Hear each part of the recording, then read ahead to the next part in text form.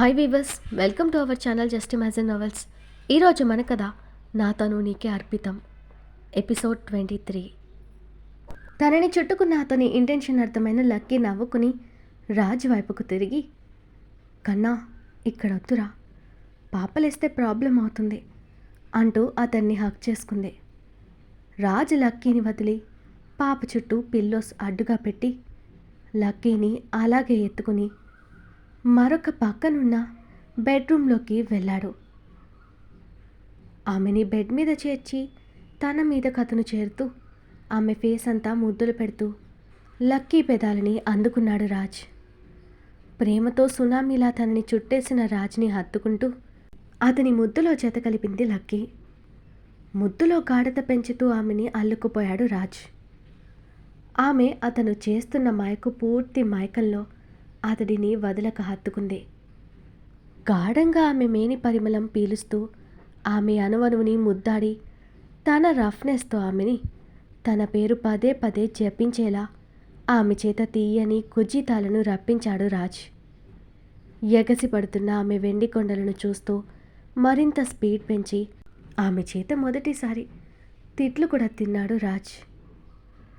రాజ్ నవ్వుతూ ఆమె బుగ్గ కొరికి, మరి నా హార్ట్నెస్ ఇష్టం అన్నట్టు గుర్తు అని టీస్ చేశాడు ఆమెని మరింతగా తనలోకి లాక్కుని హక్ చేసుకుంటూ రాజ్. లక్కీ చిరుకోపంగా చూస్తూ, రోజులా ఉన్నావా ఇప్పుడు, నేను తట్టుకోవడానికి ఇడియట్ అంది. రాజ్ గట్టిగా నవ్వి, బేబీ నీ తిట్లు కూడా ఇంత స్వీట్గా ఉంటాయని ఇవాళే తెలిసింది అంటూ ఆమె పెదాల మీద ముద్దు పెట్టాడు నవ్వుతూనే రాజ్. లక్కీ మూతి బిగించి చూస్తుంటే ఆమె మొహమంతా ముద్దులు పెట్టి ఆమెని తన ప్రేమలో కరిగిపోయేలా చేశాడు రాజ్. ఎక్కువసేపు తన పతిపై కోపం నటించలేక అతన్ని హత్తుకుంది Lucky. Love you baby, love you so so much బంగారం అంటూ రాజ్ ఆమెని మరోసారి అందంగా అల్లుకుని తన స్పీడ్ కంట్రోల్ చేసుకుంటూ సుఖతీరాల వైపు ప్రణయం సాగించాడు. ఇద్దరూ ఎప్పటికో అలసిన దేహాలకు విశ్రాంతినిచ్చి ఒకరినొకరు హత్తుకున్నారు. అతని ఎద మీద పడుకున్న లక్కీ ముంగురులు సరిచేస్తూ, నిన్ను బాగా ఇబ్బంది పడుతున్నా కదా, సారీ బంగారం అంటుంటే లక్కీ చిరుకోపంగా అతని వైపు చూస్తూ, ఎన్నిసార్లు చెప్పాలి కన్నా, నువ్వు నన్ను ఎప్పుడూ బాధ పెట్టలేవు. నీ ప్రేమలో నేను సంతోషంగా ఉన్నాను. అప్పుడు కాదు, ఇప్పుడు నువ్విలా అడిగి నన్ను బాధ పెడుతున్నావు తెలుసా అంటూ అలకగా చెప్పింది లక్కీ. రాజ్ తనని అలాగే హత్తుకుని, నేనేం చేశానో నాకు తెలుసు బేబీ. నువ్వు నా మీద ప్రేమతో కాదని చెప్పినంత మాత్రాన్న నేనెంత వైల్డ్గా బిహేవ్ చేస్తానో ఆ టైంలో అని నాతో గడిపిన అమ్మాయిల కన్నీళ్ళు చాలాసార్లు చూశాను.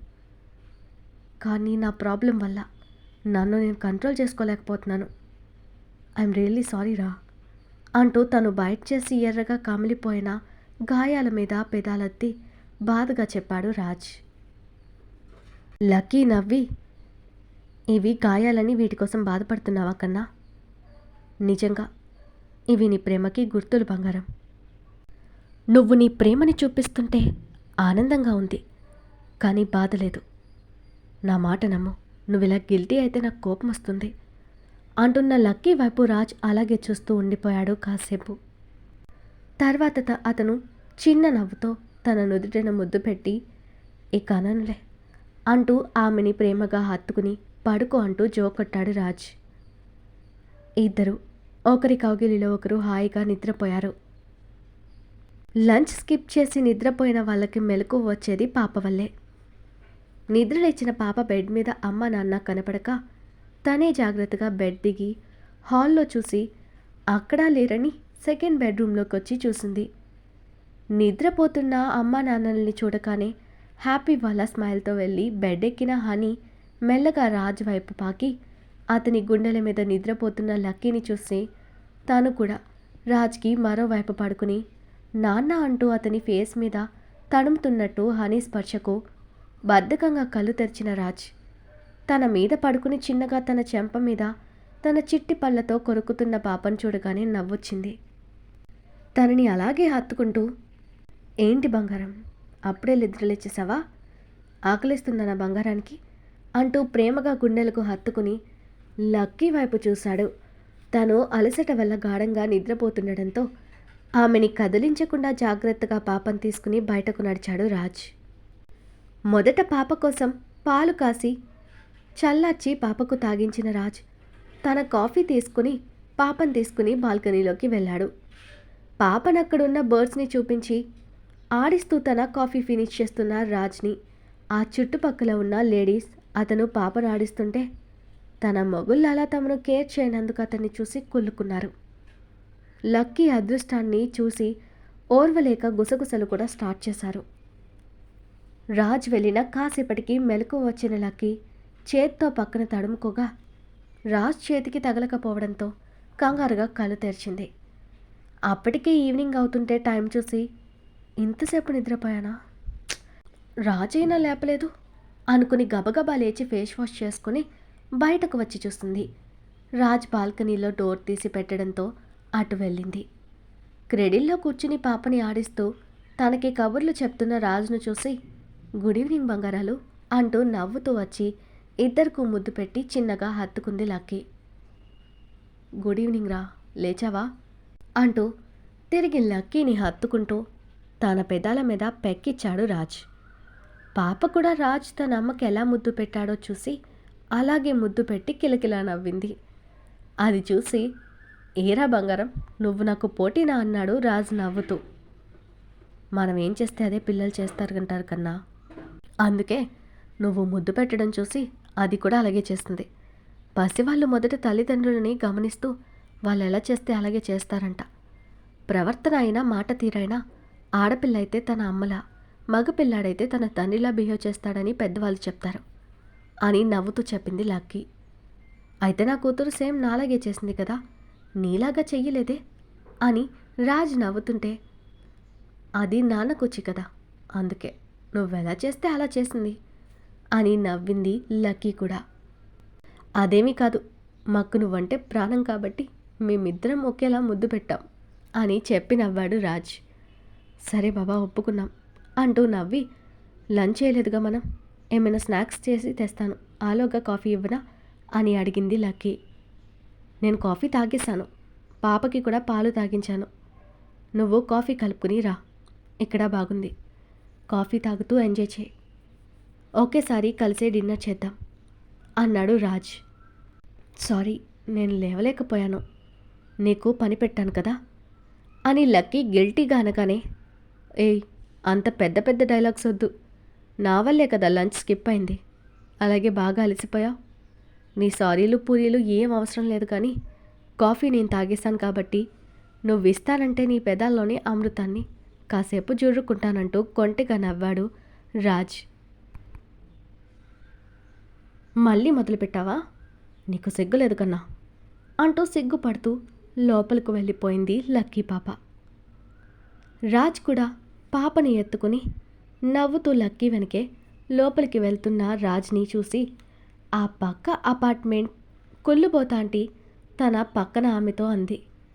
చూసావా వదిన, మొగుడిని ఎలా కొంగును కట్టేసుకుందో, ఏమొయ్యారాలిపోతుంది ఆ లక్కీని చూడు, అది మనలాగా సరైందైతే కాదు అంటూ ఆమె కుళ్ళు బుద్ధి బయటపెట్టింది ఆమె మాటలతో.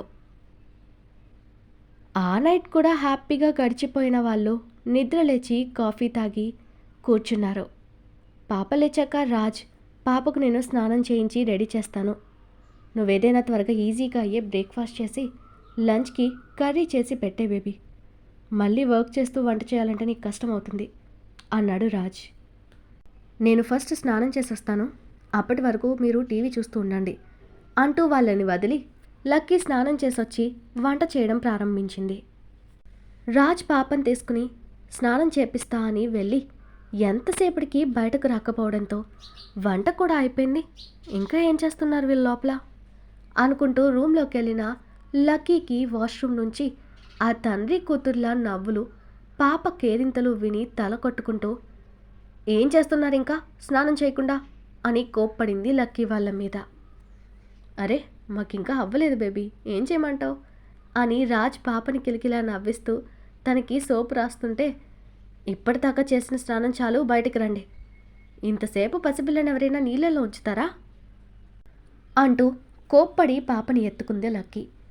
కానీ పాప తన దగ్గరకు రాకుండా చేపపిల్లలా జారినట్టు జారి మళ్ళీ రాజ్ మీదకు వెళ్ళిపోయి రానంటూ మారం చేస్తుంది హనీ. దానిని కాదు, ముందు నిన్ను కొట్టాలి రాజ్. లే, నువ్వు ఫస్ట్ బయటకు పదండి ఇద్దరు అంటూ ఇద్దరినీ బలవంతంగా సోప్ పోయేలా వాటర్ పోసి బయటకు లాక్కొచ్చింది. ఇద్దరూ తల తడిపేసుకోవడం చూసి ఇద్దరికీ తల తుడుస్తూ సాంబ్రాణి పొగ వేసి జలుపు చేయకుండా మిరియాల పాలు తాగించింది. బ్రేక్ఫాస్ట్ చేసిన తర్వాత రాజ్ అతని వర్క్ చేసుకుంటూనే పాపని ఆడిస్తుంటే లక్కీ మరో రూమ్లో వర్క్ చేసుకుంటూ ఉంది. కాసేపు ఆడి అలసిపోయిన పాప అలాగే నిద్రపోవడంతో తనని ఊయల్లో వేసి రాజ్ లక్కీ దగ్గరికి వెళ్ళాడు, ఏం చేస్తుందా అని చెక్ చేయడానికి. అప్పటికే లక్కీ తన ఫోన్లో ఏదో చూస్తూ ఏడుస్తూ ఉండడం చూసి రాజ్ కంగారుగా ఆమెని చేరాడు.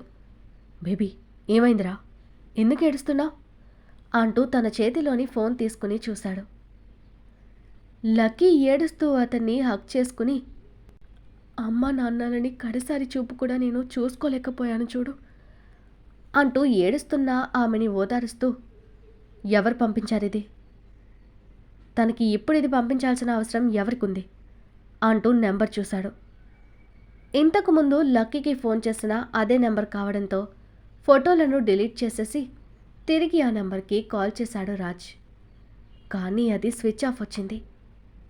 ఎవడో చాలా పగడ్బందీగా ప్లాన్ చేసి మరీ ఇలా చేస్తున్నాడు, విడి సంగతి తేల్చాలి అనుకుంటూ లక్కీని ఓదారుస్తూ, ఏడవకు బంగారం, నువ్వేడిస్తే నేను చూడలేను ప్లీజ్, ఎప్పుడో జరిగిపోయింది వదిలేరా.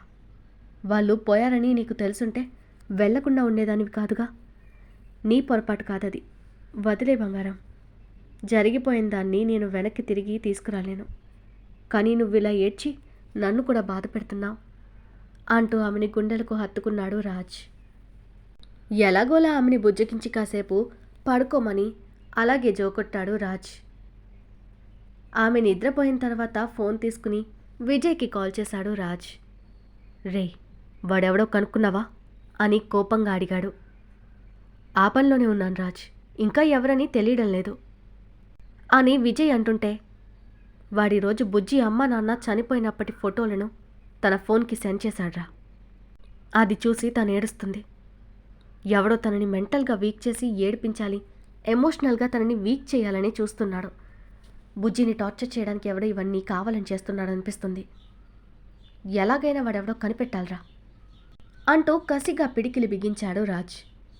ఆ నెంబర్కి ఫోన్ చేశావా అని విజయ్ అడగగానే, చేశాన్రా, స్విచ్ ఆఫ్ చేశారు.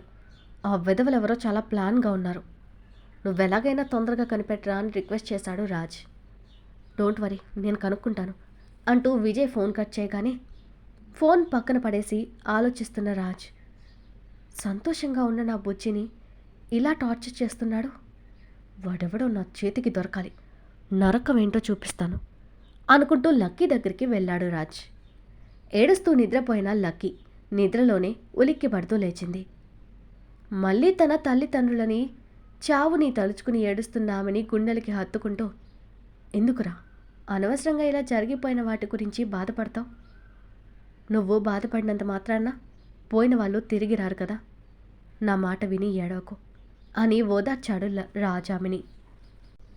వాళ్ళని నేను కడసారి కూడా చూసుకోలేకపోయాను కన్నా, వాళ్ళ మీద కోపంతో ఎవ్వరూ అక్కర్లేదని దూరంగా వచ్చేశాను, కానీ వాళ్ళలా ఎవ్వరికి అందనంత దూరంగా వెళ్ళిపోతారని అనుకోలేదు రాజ్ అంటూ ఏడుస్తున్న లక్కీని ఓదారుస్తూనే వాళ్ళ గురించి తనకి ఏమీ తెలియకపోవడంతో, బేబీ అసలు వాళ్ళు ఎలా చనిపోయారు, ఎప్పుడు చనిపోయారు, ఏం జరిగింది అని అడిగాడు రాజ్.